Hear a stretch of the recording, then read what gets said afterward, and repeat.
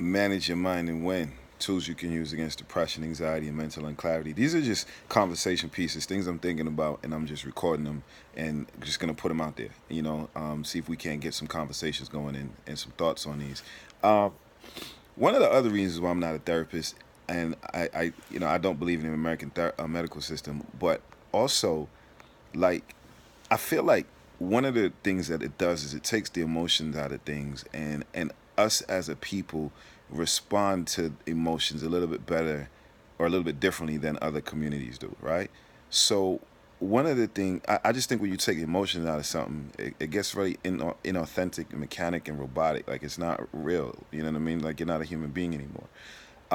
So I want to say this way is that we have a tendency to defend what we know, even when something better is, and I mentioned this in the previous video, is put in front of you. And I just want to say to us, like, you look crazy arguing with something is better and put in front of you. Like you look whole time crazy when it's clearly better, it's clearly healthier, and you still have something to say.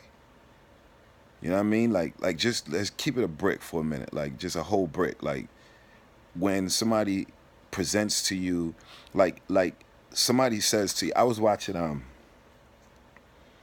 T Grizzly, and he was interviewing Fatboy SSE, right?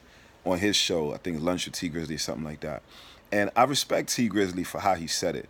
So this is not a shot at him at all. Like I don't take shots at black people. You know what I mean? I'm gonna say we look crazy, but I'm not like shooting at an individual. I'm saying it's just a crazy thing to argue with better, right? Just in general, right? But this right here, I respected how he said it. So T Grizzly, was ordering lunch, whatever, and they got to the point where they had it was a salad. I think the salad course. Yeah, it was a salad course. Or maybe the whole lunch was a salad. I'm not sure. But when the salad came out, Fat Boy jumped on. It was like, yeah, that looks good. You know what I mean? Yeah, I'm trying to lose some weight. Woo, woo, woo, woo, and I'm trying to get better, whatever. And T Grizzly was like, nah, I don't really fuck with salads. And what he said that made me respect it because I know a lot of us who, don't eat vegetables. And listen, I don't tolerate disrespect towards black people, especially from black people. I just think you fucking whack for doing that, right? So that's something that'll just get, that makes me get tight automatically. Like, don't come for black people in my presence, period. I don't give a fuck who you are. That's just some fuckboy shit. So the reason I say that is because a lot of us have these struggles, and it's a lot of other of us who will have something to say about that. And I'm like, nigga, what fucking, so whose side you on? That should get me tight, like real quick. You know what I mean? Like, don't. We all we got. We all we got. And if if you ain't realize that yet, you're just not paying attention. Real shit. So the reason I'm bringing this up is because when T Grizzly said, "Yo, I don't really fuck with salads," what he said that really, you know what I'm saying, made me respect it was like he was like, "Yo, I didn't come up like that."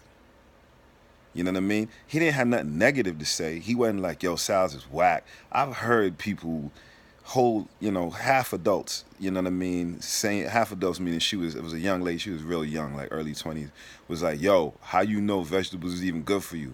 And I was like, sweetheart, don't say that in public no more. Don't, you know what I mean? We gotta take up for each other, man. Like if we don't, who the fuck will? Real shit. Like even when you my bad.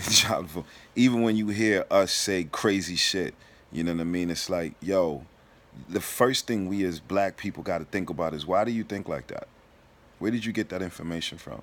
Not trip on them. You know what I'm saying? Because you tripping on them, how does that help? And number one. And number two is like when you really think about it, we all fucked up. You know what I mean? So this person's, damages is a little bit different than your own.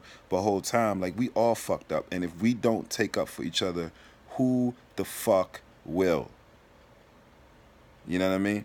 So like the young lady said that thing about, how you know salad is even good for you.